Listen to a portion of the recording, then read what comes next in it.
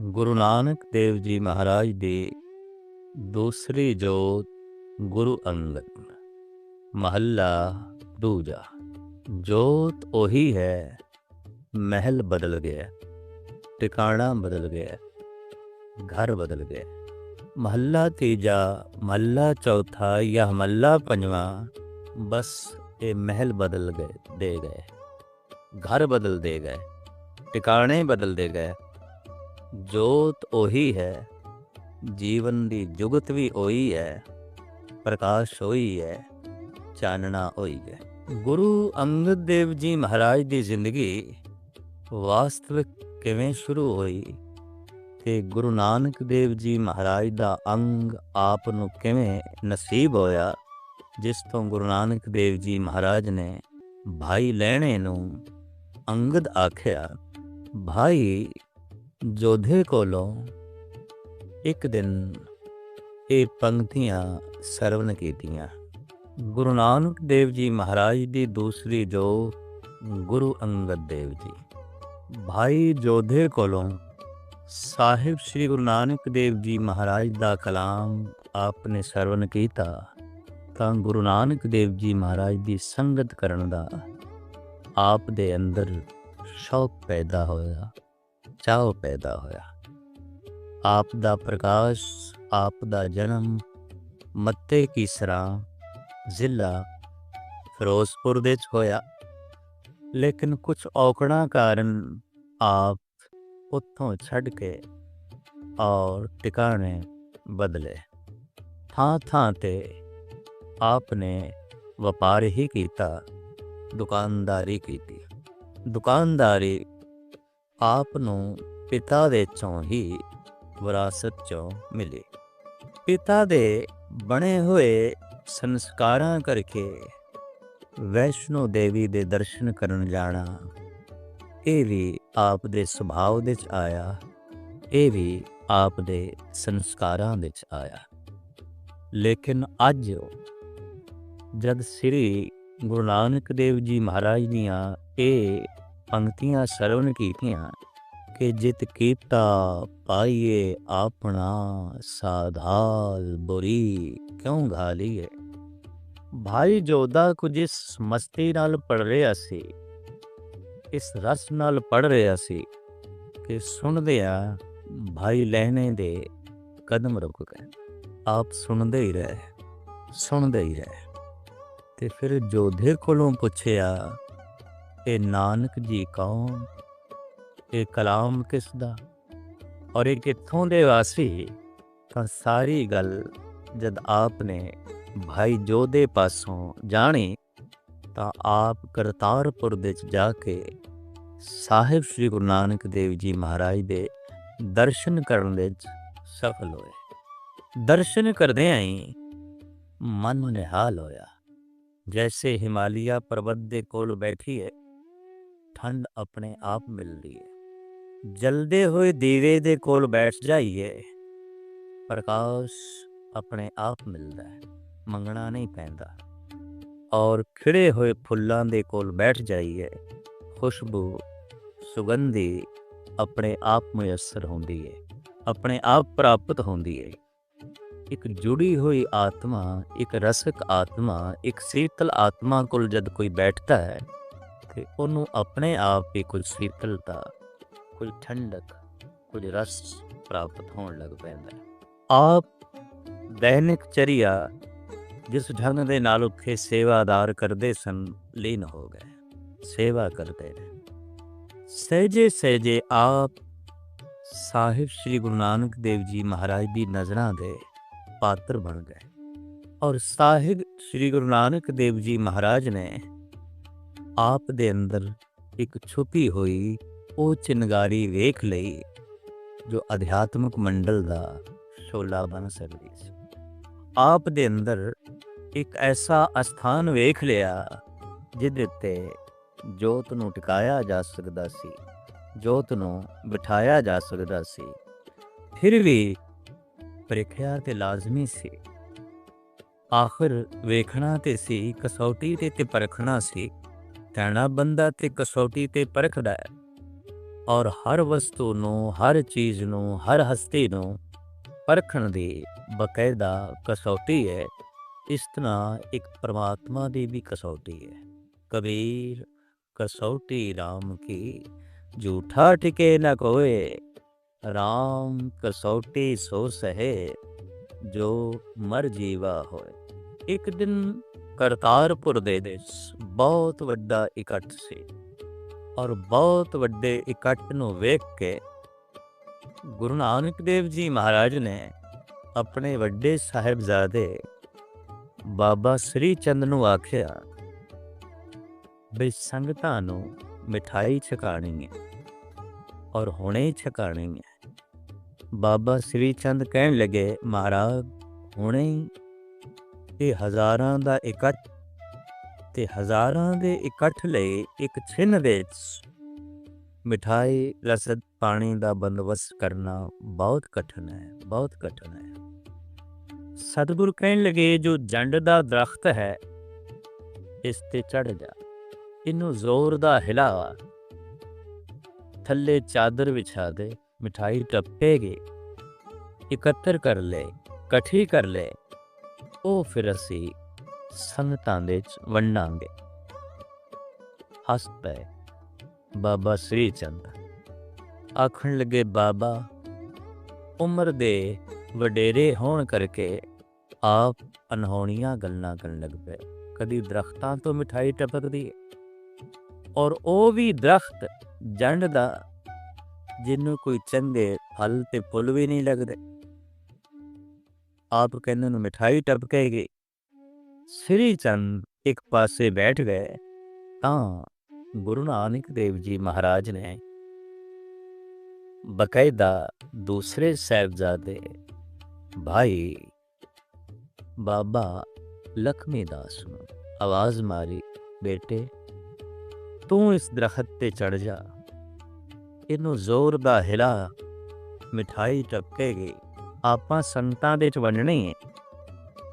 ਲਖਮੀ ਦਾਸ ਵੀ ਕਹਿਣ ਲੱਗੇ, ਗੁਰਦੇਵ ਪਿਤਾ ਦਰਖਤਾਂ ਤੋਂ ਮਿਠਾਈ ਨਹੀਂ ਟਪਕਦੀ, ਵੱਡੇ ਬਿਰਾਤਾ ਠੀਕ ਕਹਿੰਦੇ ਨੇ, ਇਹ ਅਨਹੋਣੀ ਗੱਲ ਹੈ।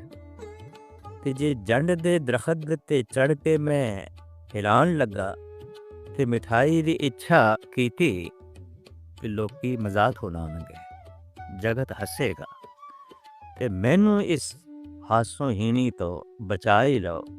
तो एक पासे लक्ष्मी दास बैठ गए।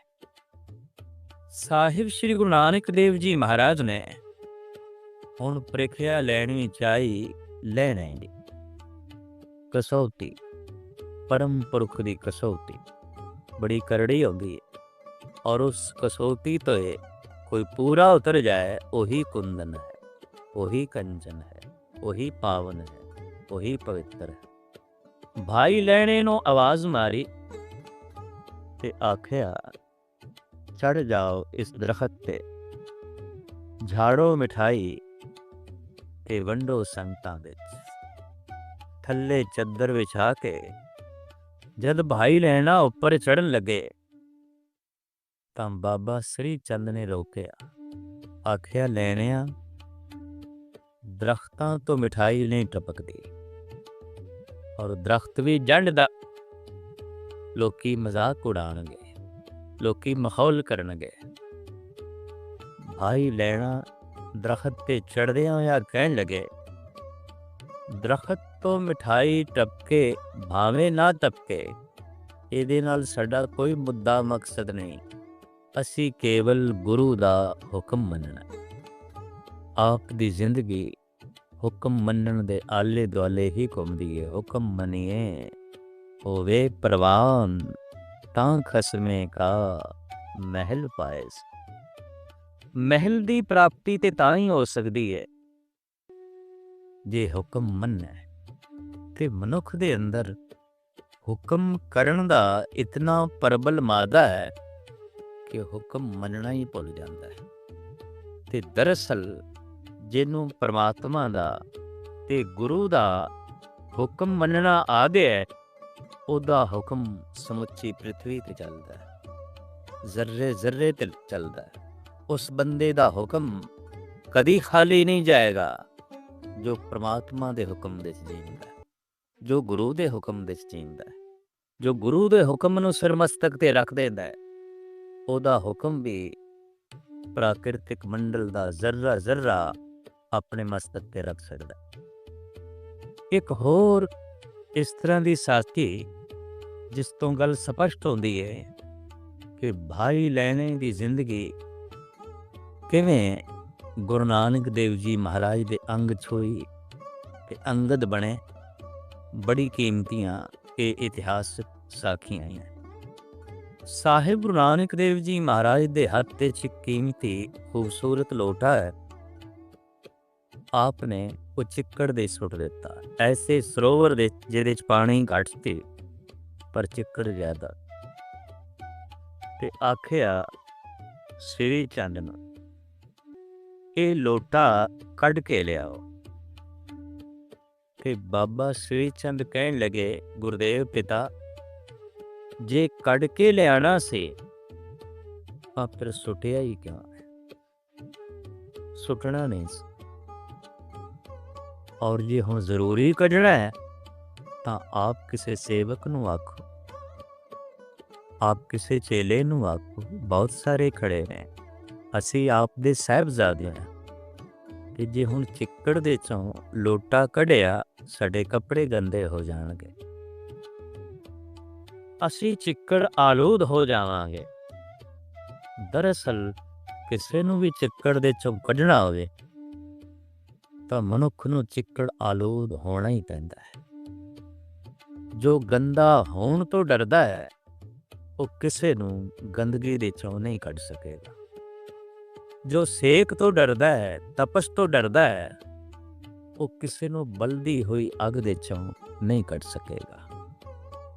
ਪਰਉਪਕਾਰ ਬਹੁਤ ਕਠਿਨ ਹੈ, ਬਹੁਤ ਕਠਿਨ ਹੈ, ਤੇ ਕਸੌਟੀ ਤੇ ਪਰਖ ਰਹੇ ਨੇ ਗੁਰੂ ਨਾਨਕ ਦੇਵ ਜੀ ਮਹਾਰਾਜ ਆਪਣੇ ਬੱਚਿਆਂ ਨੂੰ। ਸੰਸਾਰ ਵਿੱਚ ਤੇ ਐਸਾ ਦੇਖਿਆ ਗਿਆ ਹੈ ਕਿ ਬੱਚਾ ਲਾਇਕ ਵੀ ਨਹੀਂ ਹੈ, ਨਾਲਾਇਕ ਹੈ, ਤਾਂ ਵੀ ਮਾਂ ਬਾਪ ਗੱਦੀ ਦੇ ਦਿੰਦੇ ਨੇ, ਚਾਹੇ ਉਹ ਸਮਾਜਿਕ ਤਲ ਦੀ ਗੱਦੀ ਹੈ, ਚਾਹੇ ਰਾਜਨੀਤਿਕ ਤਲ ਦੀ ਗੱਦੀ ਹੈ, ਜਾਂ ਧਾਰਮਿਕ ਦੁਨੀਆ ਦੀ ਗੱਦੀ ਹੈ। ਨਾਲਾਇਕ ਤੋਂ ਨਾਲਾਇਕ ਪੁੱਤਰ ਨੂੰ ਵੀ ਦੇ ਦਿੱਤੀ ਜਾਂਦੀ ਹੈ, ਕਿਉਂਕਿ ਪੁੱਤਰ ਨਾਲ ਮੋਹ ਹੈ, ਗੱਦੀ ਨਾਲ ਮੋਹ ਹੈ, ਤਾਂ ਹੁਣ ਗੱਦੀ ਤੇ ਵੀ ਬੈਠੇ ਤੇ ਪੁੱਤਰ ਵੀ ਬੈਠੇ, ਪਰ ਸਾਹਿਬ ਸ੍ਰੀ ਗੁਰੂ ਨਾਨਕ ਦੇਵ ਜੀ ਮਹਾਰਾਜ ਦੇ ਮਨ ਵਿੱਚ ਮੋਹ ਨਹੀਂ, ਜਗਤ ਦੀ ਤਾਮੀਰ ਦਾ ਜਜ਼ਬਾ, ਸਚਾਈ ਹੈ, ਹਕੀਕਤ ਹੈ। ਆਪਨੇ ਆਪਣੇ ਦੂਸਰੇ ਸਾਹਿਬਜ਼ਾਦੇ ਬਾਬਾ ਲਖਮੀ ਦਾਸ ਨੂੰ ਆਵਾਜ਼ ਮਾਰੀ, ਪੁੱਤਰਾ ਇਹ ਲੋਟਾ ਤੂੰ ਕੱਢ ਕੇ ਲਿਆ। ਤੇ ਲਖਮੀ ਦਾਸ ਵੀ ਕਹਿਣ ਲਗੇ, ਗੁਰਦੇਵ ਪਿਤਾ ਵੱਡੇ ਭਰਾ ਤਾਂ ਠੀਕ ਹੀ ਕਹਿੰਦੇ ਨੇ, ਇਹ ਲੋਟਾ ਕੱਢ ਕੇ ਹੀ ਲਿਆਣਾ ਸੀ ਤੇ ਸੁੱਟਿਆ ਕਿਉਂ ਆਪਨੇ? ਕੱਪੜੇ ਗੰਦੇ ਹੋ ਜਾਣਗੇ ਸਾਡੇ, ਅਸੀਂ ਚਿੱਕੜ ਆਲੂਦ ਹੋ ਜਾਵਾਂਗੇ। ਔਰ ਇਹ ਹਕੀਕਤ ਹੈ, ਜੋ ਚਿੱਕੜ ਤੋਂ ਡਰਦਾ ਹੈ ਕਿਵੇਂ ਕਿਸੇ ਨੂੰ ਚਿੱਕੜ ਚੋਂ ਕੱਢੇਗਾ? ਜੋ ਅਗਨੀ ਤੋਂ ਡਰਦਾ ਹੈ, ਤਪਸ਼ ਤੋਂ ਡਰਦਾ ਹੈ, ਕਿਵੇਂ ਕਿਸ ਨੂੰ ਅੱਗ ਦੇ ਚੋਂ ਕੱਢੇਗਾ? ਸਾਹਿਬ ਗੁਰੂ ਨਾਨਕ ਦੇਵ ਜੀ ਮਹਾਰਾਜ ਨੇ ਹੁਣ ਪਿੱਛੇ ਚਲੇ ਆ ਰਹੇ ਭਾਈ ਲਹਿਣੇ ਨੂੰ ਆਵਾਜ਼ ਮਾਰੀ, ਆਖਿਆ ਪੁਰਖਾ ਤੂੰ ਕੱਢ ਲਿਆ। ਭਜਿਆ ਹੋਇਆ ਗਿਆ ਨੈਣਾ, ਗੋਡੇ ਗੋਡੇ ਚਿੱਕੜ ਸੀ, ਸਰੀਰ ਗੰਦਾ ਹੋ ਗਿਆ, ਕੱਪੜੇ ਚਿੱਕੜ ਆਲੂਦ ਹੋ ਗਏ। ਤੇ ਜਦ ਲੋਢਾ ਕੱਢ ਕੇ ਸਤਿਗੁਰੂ ਦੇਵ ਜੀ ਮਹਾਰਾਜ ਦਾ ਸੁੱਟਿਆ ਹੋਇਆ ਉਹ ਖੂਬਸੂਰਤ ਲੋਟਾ ਕੱਢ ਕੇ ਜਦ ਉਸ ਚਿੱਕੜ ਦੇ ਚੋਂ ਕੱਢ ਕੇ ਬਾਹਰ ਲੈ ਆਇਆ ਤਾਂ ਚਿੱਕੜ ਆਲੂਦ ਭਾਈ ਲਹਿਣੇ ਨੇ ਗੁਰੂ ਨਾਨਕ ਨੇ ਗਲਵਕੜੀ 'ਚ ਲੈ ਲਿਆ। ਆਖਿਆ ਪੁਰਖਾ ਤੂੰ ਇਹ ਲੋਟਾ ਨਹੀਂ ਕੱਢਿਆ ਚਿੱਕੜ ਵਿੱਚੋਂ, ਸਾਰੀ ਮਖਲੂਕ ਨੂੰ ਚਿੱਕੜ ਵਿੱਚੋਂ ਕੱਢਿਆ। ਮੈਨੂੰ ਉਸੇ ਦੀ ਲੋੜ, ਮੈਂ ਤੇ ਉਸੇ ਦੀ ਤਲਾਸ਼ ਵਿੱਚ ਹਾਂ ਜੋ ਮਨੁੱਖਤਾ ਨੂੰ ਚਿੱਕੜ ਵਿੱਚੋਂ ਕੱਢ ਸਕੇ। ਜੋ ਇੱਕ ਲੋਟੇ ਨੂੰ ਚਿੱਕੜ ਦੇ ਚੋਂ ਨਹੀਂ ਕੱਢ ਸਕਦਾ, ਮੁਸ਼ਕਿਲ ਹੈ ਉਹ ਮਨੁੱਖਤਾ ਨੂੰ ਚਿੱਕੜ ਦੇ ਚੋਂ ਕੱਢ ਸਕੇ। ਜੋ ਮੇਰਾ ਇਤਨਾ ਹੀ ਹੁਕਮ ਨਹੀਂ ਮੰਨ ਸਕਦਾ, इस तो वड्डा हुक्म मेरा किस तरह कोई मनेगा।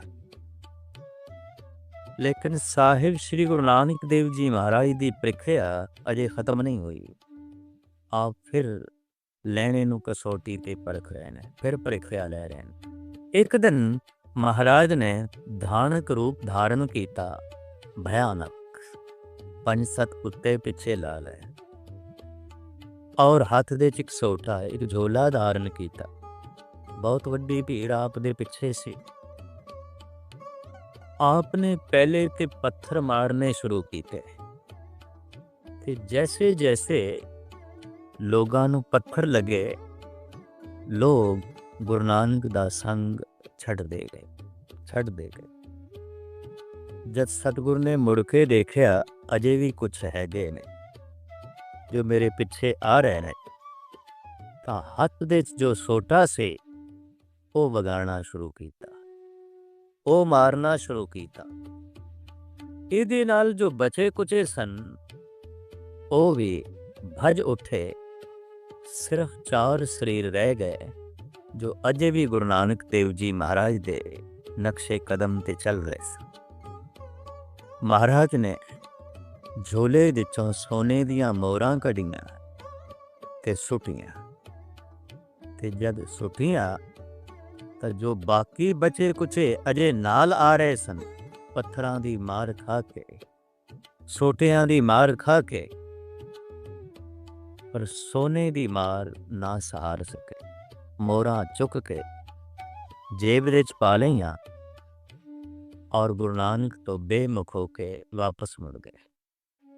दरअसल कई दफा दुख दी मार बंदा सहार लैंदा है ते दुख करके धर्म मंदिर दे द्वार ते बैठा रहिंदा है, प्रभु दी इबादत करदा रहिंदा है, पर सुख ते आलसी बना देंदा है, सुख दरिद्री बना देंदा है, सुख बिल्कुल दिल दिमाग नूं ठोस कर देंदा है। यह हकीकत है, बहुत वड्डी सच्चाई है।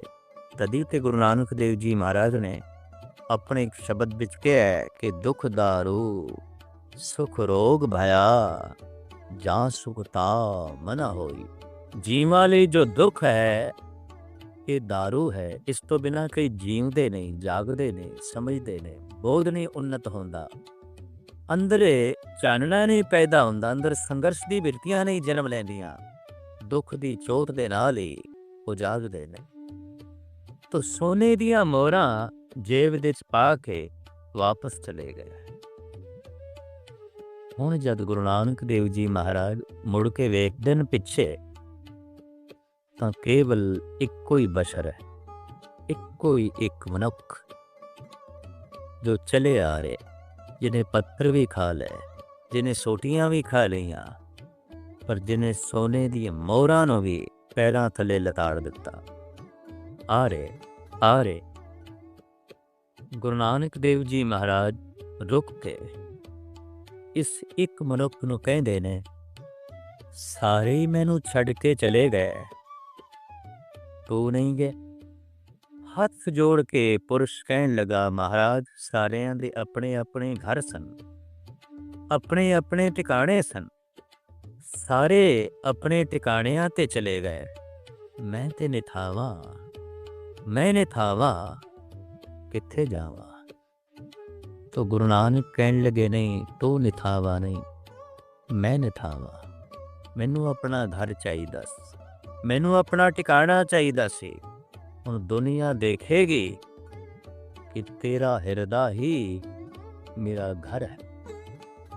अज तो बाद मैं तेरे हिरदे च वासा कीता, मैं तेरे हिरदे दे च टिकिया। शरीर करके गुरु नानक देव जी महाराज ब्रह्मंड दे च लीन हो गए, पर जोत करके भाई लैणे दे च लीन हो गए। और इन गुरु नानक दी जोत छोई लैणे नाल तो आप अंगद बने, क्योंकि गुरु नानक दा अंग छोया तो लैना गुरु नानक बन गया। सत्ते बरवंडे ने अपनी वार दे बड़े कीमती बोल लिखे ने, लैने दी फिरायन नानका दो ही खट्टिए, कल तक ऐसा सी कि भाई लैणा गुरु नानक दी परिक्रमा करदे सन, मस्तक झुकांदे सन कदमां ते। पर अज गल उल्टी हो गई। अज गुरु नानक ने परिक्रमा की थी। अज गुरु नानक ने अपना मस्तक लैणे दे कदमां ते रख दिता। लैणे दी फैरायन नानका दोही खट्टीए। नानक दी गद्दी दे वारस, उस जोत दे वारस जिस जोत दा नां सी गुरु नानक, वारस बन गए। भाई लैणा अंग छुआ के आप बने गुरु अंगद देव जी महाराज। खंडूर साहब दे आप जोत जगांदे रहे, जगत नूं प्रेरणा देंदे रहे। और सत्ता ते ब्रह्मंड कहंदे ने लंगर दौलत वंडीए, रस अमृत खीर घयाली। आप दा लंगर जो आए हुए यात्रुआं लई, लोड़वंदां लई बनदा सी, वो बद्धा छट्टी दा लंगर नहीं सी। लंगर दौलत वंडीए, रस अमृत खीर घयाली। क्यों पाके खीर वंडी जा रही है, लोड़वंदां नूं दौलत दिती जा रही है, लोड़वंदां नूं बस्तर दिते जा रहे ने। और आए हुए यात्रुआं नूं, सिखां नूं, दर्शन करन आए प्रेमियां नूं इस ढंग नाल भोजन छकाया जा रहा है जिवें किसी दे घर कोई अजीज प्यारा मेहमान आउंदा है। और उन्ने ही सन्मान नाल, उतने ही सत्कार दे नाल छकाया जा रहा है। और जैसे संगतां छकदियां सतगुर प्रसन्न होंदे ने ते छकाउण विच बहुता सहयोग दे रही ने। आप जी दी सुपत्नी जगत माता साडी माता थी, जो सेवा दी मूर्ति सी, प्रेम दी मूर्ति सी। साहिब श्री गुरु अंगद देव जी महाराज दे कुछ वाक भी, कुछ शब्द भी गुरु ग्रंथ साहब जी महाराज दे मौजूद ने। आप एक थां ते कहंदे ने कि जिस प्यारे स्यों नेओ, तिस आगे मर चलिए। दृग जीवन संसार, नानक ताके पाछे जीवना। जिस नाल स्नेह है उस तो ते बंदा निछावर हो जाए, उस तो पहले कुर्बान हो जाए, मिट जाए। दरअसल ये आप दे अंदर दा इश्क बोल रहे हैं, ये आप दे अंदर दा प्रेम बोल रहे हैं।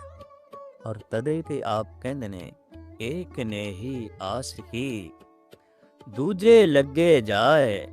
नानक आशिक कांडिए, सद ही रहे समान।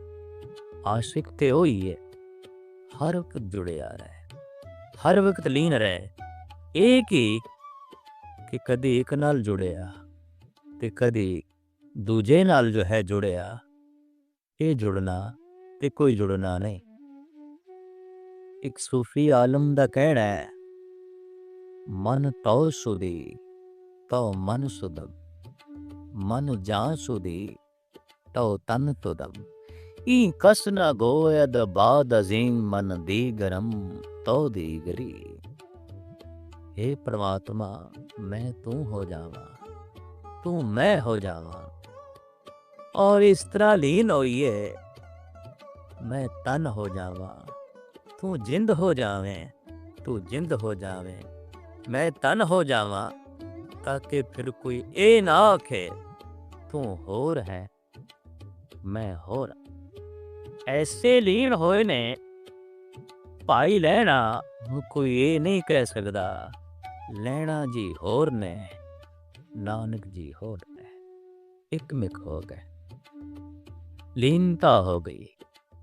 और इस लीनता का आनंद जो साहिब श्री गुरु अंगद देव जी महाराज ने माणिया, ਉਹਦਾ ਬਕਾਇਦਾ अपने वचनां दे शब्दां विच जिक्र किया। आपने गुरमुखी लिपि दी बकायदा पढ़ाई अपने समय राइज की थी।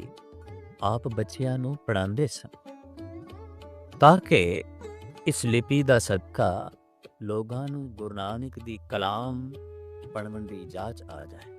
ਗੁਰੂ ਨਾਨਕ ਦਾ ਸੰਦੇਸ਼ ਆਪ ਥਾਂ ਥਾਂ ਤੇ ਪਹੁੰਚਾ ਰਹੇ ਨੇ।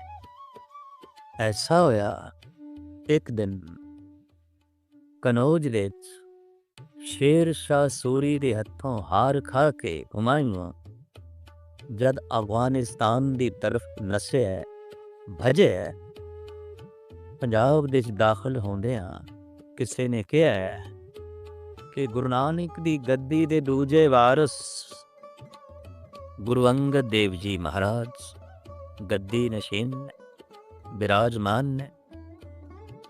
ਤੁਸੀਂ ਅਸੀਸ ਲੈਂਦੇ ਜਾਓ, ਆਸ਼ੀਰਵਾਦ ਲੈਂਦੇ ਜਾਓ, ਤਾਂ ਕਿ ਆਪਣੇ ਮਕਸਦ ਵਿੱਚ ਤੁਹਾਨੂੰ ਕਾਮਯਾਬੀ ਹੋਵੇ। ਇਹ ਕਾਬਲ ਤੇ ਫਿਰ ਅਸਫਾਨ ਈਰਾਨ ਜਾ ਰਿਹਾ ਸੀ। ਉੱਥੋਂ ਸੈਨਾ ਫਿਰ ਬਣਾ ਕੇ ਤੇ ਸ਼ੇਰ ਸ਼ਾਹ ਸੂਰੀ ਦੇ ਉੱਤੇ ਹਮਲਾ ਕਰਨ ਦੀ ਸੋਚ ਤੇ ਵਿਉਂਤ ਬਣਾ ਕੇ ਜਾ ਰਿਹਾ ਸੀ। ਤੋ ਜਦ ਐਸਾ ਕਈਆਂ ਨੇ ਮਸ਼ਵਰਾ ਦਿੱਤਾ, ਸਲਾਹ ਦਿੱਤੀ, ਤਾਂ ਸਿੱਧੇ ਪਹੁੰਚੇ ਖਡੂਰ ਸਾਹਿਬ। ਆ ਕੇ ਕੀ ਦੇਖਦੇ ਨੇ ਕਿ ਗੁਰੂ ਅੰਗਦ ਦੇਵ ਜੀ ਮਹਾਰਾਜ ਬੱਚਿਆਂ ਨੂੰ ਪੜ੍ਹਾ ਹੈ ਔਰ ਇਸ ਢੰਗ ਨਾਲ ਪੜ੍ਹਾ ਰਹੇ ਨੇ ਕਿ ਬੱਚਿਆਂ ਦਾ ਮਨੋਰੰਜਨ ਵੀ ਬਣਿਆ ਰਹੇ ਤੇ ਤਾਲੀਮ, ਇਹ ਵਿਦਿਆ, ਇਹ ਅਕਸ਼ਰ ਬੱਚਿਆਂ ਦੇ ਜ਼ਿਹਨ ਦੇ ਵਿੱਚ ਵੀ ਵਸ ਜਾ।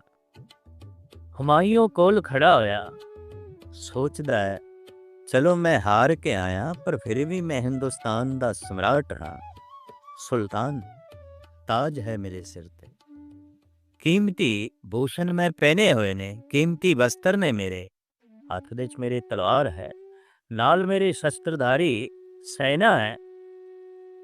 ਗੁਰੂ ਨੇ, ਇਸ ਫਕੀਰ ਨੇ ਖੜੇ ਹੋ ਕੇ ਮੇਰਾ ਸਵਾਗਤ ਨਹੀਂ ਕੀਤਾ,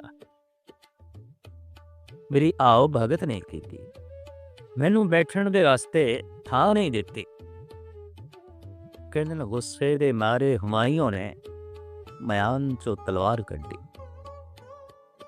ਔਰ ਜੈਸੇ ਤਲਵਾਰ ਕੱਢੀ ਤਾਂ ਸਤਿਗੁਰੂ ਦੇਵ ਜੀ ਮਹਾਰਾਜ ਆਪਣਾ ਸੀਸ ਉੱਚਾ ਕਰਕੇ ਕਹਿਣ ਲਗੇ, ਹੁਮਾਯੂੰ, ਜਿੱਥੇ ਤਲਵਾਰ ਚਲਾਣੀ ਚਾਹੀਦੀ ਸੀ ਉੱਥੇ ਤੇ ਤੂੰ ਮਿਆਨ ਦੇ ਚ ਪਾ ਕੇ ਆ ਗਿਆ, ਤੇ ਜਿੱਥੇ ਮਿਆਨ ਦੇ ਚ ਹੀ ਰੱਖਣੀ ਚਾਹੀਦੀ ਹੈ ਉੱਥੇ ਤੂੰ ਕੱਢ ਲਈ ਹੈ। ਸ਼ਰਮਸਾਰ ਹੋਇਆ, ਝੁਕ ਗਿਆ, ਆਖਿਆ ਭੁੱਲ ਹੋ ਗਈ ਮਹਾਰਾਜ, ਗਲਤੀ ਹੋ ਗਈ, क्षमा करो, माफ करो। दयालु गुरु अंगद देव जी महाराज ने माफ कर दिता, आख्या जाओ। खडूर साहब दे सेवा ते सिमरन दी जोत जगा के समुची मखलूक नूं आप जोड़ रहे ने, निरंकार दे नाल जोड़ रहे ने, उस परवरदिगार दे नाल। गुरु नानक देव जी महाराज दी दूसरी जोत जिदा मूल उपदेश ए सी कि ऐ बंदे, ऐ गुरु के सिख, तू रहना है गुरु दे हुक्म विच। ऐसा नहीं कि सलाम जवाब दोवें करे मुंडो गुत्था जाए, तो सजदा भी करें सलाम भी करें पर जवाब देने नूं भी आतर हो जाए, तो सिर इस ढंग दे नाल चुक भी लवें नहीं, उत्ते मुंडो ही गुत्था जाए। वो तो बुनियादी तौर पर ही भुल रहा है, उन्होंने तो असलीयत का पता ही नहीं। तो सिर्फ सलाम करना है, तो सिर्फ सजदा ही करना है, तो सिर्फ मस्तक झुकाना है। तो मस्तक झुकाने का इन्ना ही मतलब है, ऐ गुरु असी तेरी ताबिया दे च रहना है, आइंदा तो असी तेरे विचार के मुताबिक अपनी जिंदगी बतीत करनी है। मस्तक दे जो विचारां दा प्रवाह चल रहा है अपने, इनू भेंट कर देना है गुरु दे अगों, ते गुरु दे जिहड़े विचार ने उन्हों धारण कर लेना है अपने मस्तक विच। इस तरह के बंदे नूं कहने ये गुरमुख है, इन्हें अपनी मत त्याग दिती है, इन्हें गुरु दी मत ले लई है।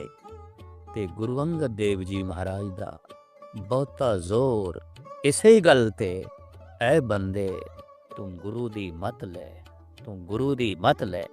ਤੇ ਗੁਰੂ ਦੀ ਮਤ ਲੈਂਦੇ ਆਈ ਤੈਨੂੰ ਪ੍ਰਮਾਤਮਾ ਦੀ